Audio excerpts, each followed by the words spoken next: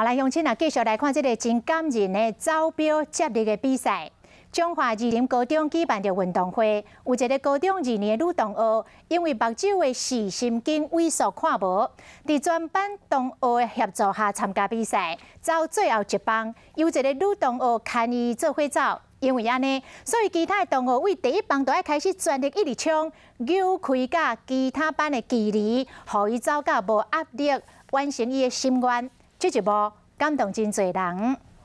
伫咧跑道第15棒选手小珍叫同学牵着继续走，边的人拢来甲伊加油。小珍因为两蕊目睭神经萎缩，无法度看到物件，啊那伊的同学为着互伊买当参加运动会带队接力比赛，做一件真感动的代志。出发！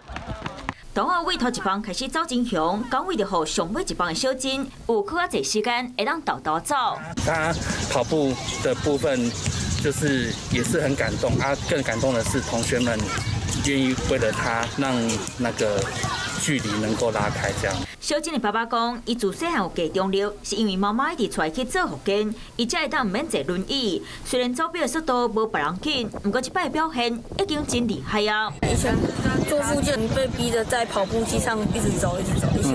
以前对跑步机的印象其实是不好的，然后可是因为有这样训练，所以现在可以参加班上的比赛，我觉得很值得。老师讲，比赛之前就甲囡仔讲，名次不重要。小珍的同学对伊嘛拢真大心。你先多点距离给那个最后一棒就对了。为什么？这样他才不会有压力，尽力跑就好了。我觉得名次不重要。